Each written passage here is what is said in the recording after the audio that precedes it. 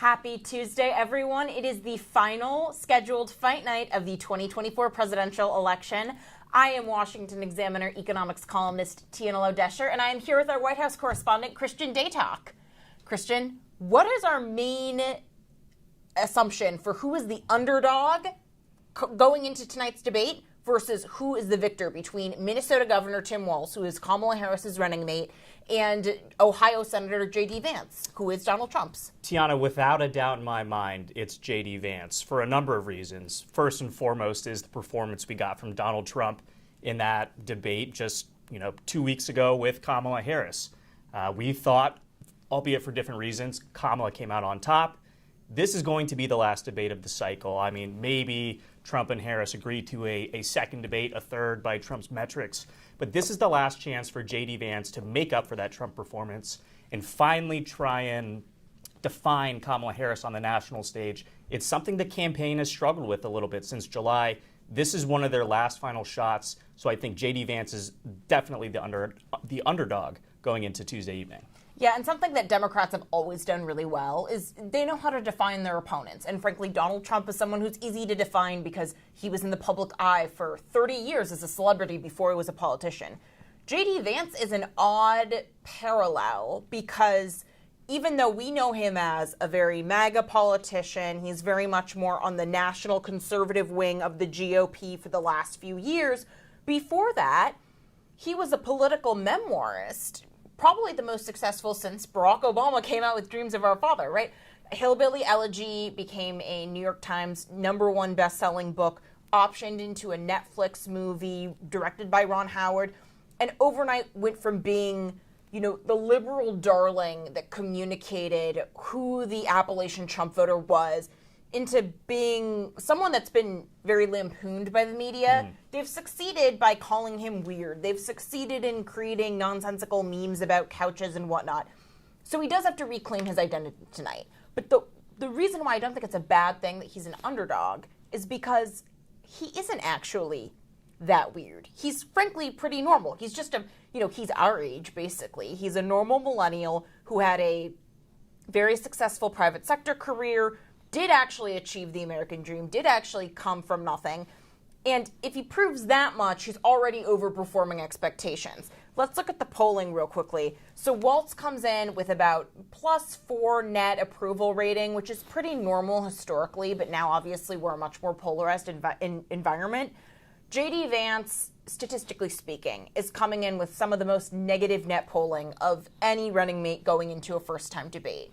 So really, the media and the Democratic Party, which some would say are the same things, have been very successful at defining him. So my question is, why were they chosen by their respective bosses? What did Donald Trump want to prove with J.D. Vance as a selection, and what did Kamala Harris want to prove with Tim Walz? That's an interesting question, Tiana.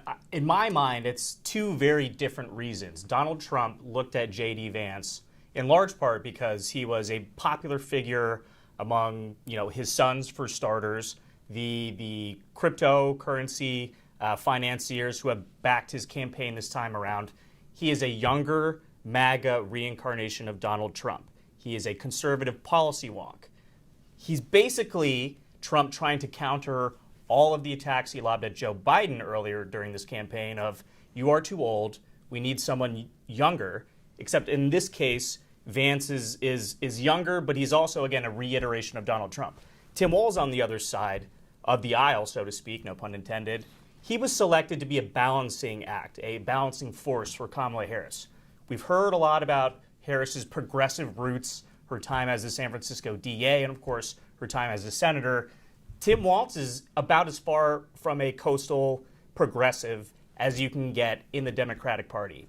He's got dad joke vibes. He brings a Midwestern energy to Kamala's coastal campaign. And he's serving as a foil, especially to non-college educated, white, working class voters. They can say, okay, this might not be a extreme radical progressive like some people are saying. We're okay with voting for this ticket because Tim Walz is there to sort of steer the ship back to the center whenever it gets too far abreast of the field.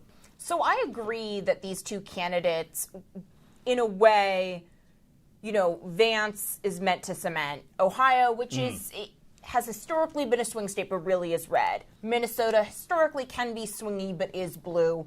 They're both Midwestern to offset Donald Trump, who's a Manhattanite, Kamala Harris, who's from Oakland, San Francisco / Montreal. However, I will say ideologically, neither of them balance out the tickets, right? With Trump, it almost makes sense because you have someone like J.D. Vance who has a lot of trust and faith in the base, which allows Trump, like any other Republican, would be slammed as a rhino, right, for being as moderate as he is on abortion, saying, I don't believe the federal government should be allowed to pass a 15-week regulation.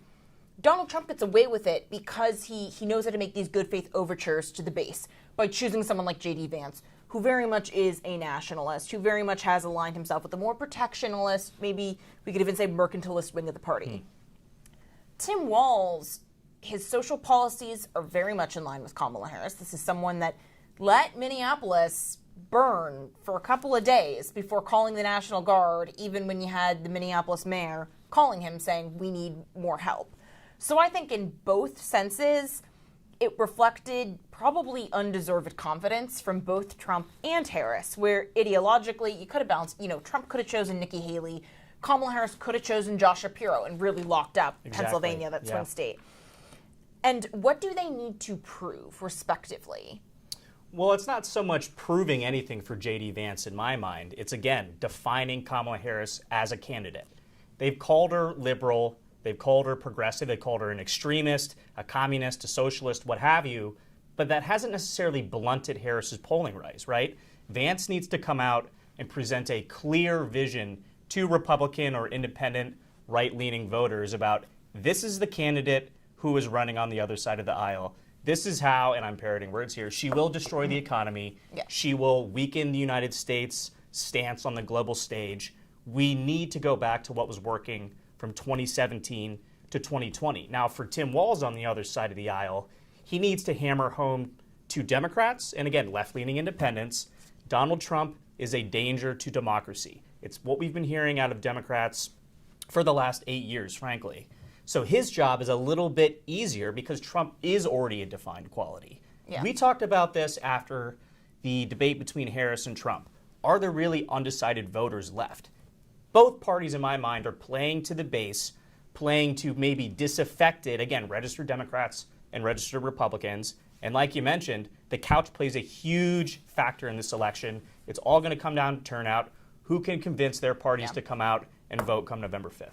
And if you look at the polling right now, the battleground polling is neck and neck. The betting odds think it's neck and neck. And you even had some pretty good recent polling for Harris. And by good, we mean up by 1 point because this will be a tight election.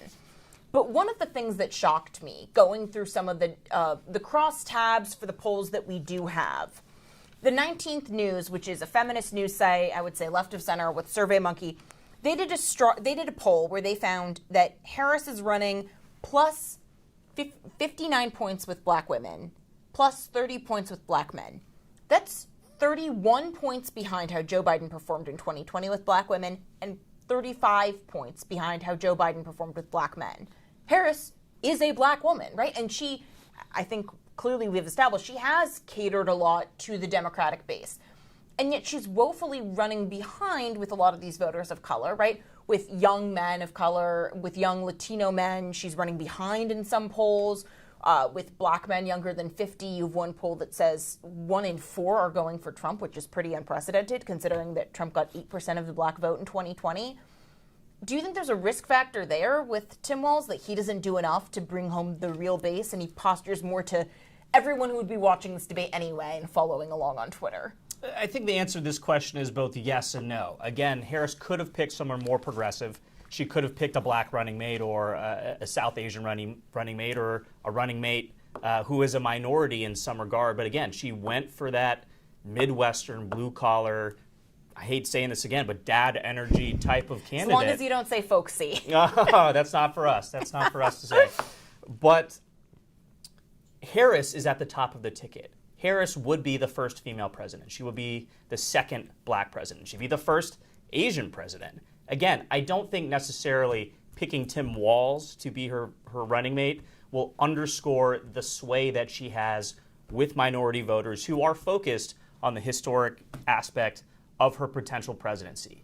That being said, again, polling is so wonky these days. It's hard to tell, will this be a significant swaying factor? And I do think we need to point back to not only 2022 midterms, but the 2018 midterms and the 2020 general election. Donald Trump has slowly increased his popularity among minority voters of all communities, of all genders, since he entered the political foray back in 2016. Will it be enough to unshake who is in what's essentially an incumbent ticket in Harris Walz? I don't know. But again, we'll just have to wait and see over the next month.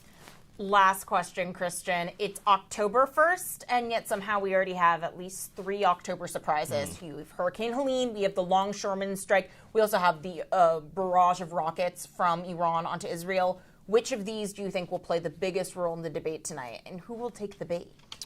I think the flooding in the Southeast is going to be the most important issue for a number of reasons. We've seen throughout history, foreign policy does not determine the winner of the general election. I think what's happening in North Carolina and Georgia specifically, 2 million people without power or cell service, impacted by flooding. In 2 of the most important battleground states this cycle, that could be a major upending factor for Harris. Again, maybe Trump can capitalize on it. He was already down in Georgia, but we'll just have to wait and see. We'll follow along with the Washington Examiner all night long. We'll be providing coverage from WashingtonExaminer.com. And we will be back here live as soon as the debate closes with Governor Tim Walz and Senator J.D. Vance. Tune in all night long with the Washington Examiner.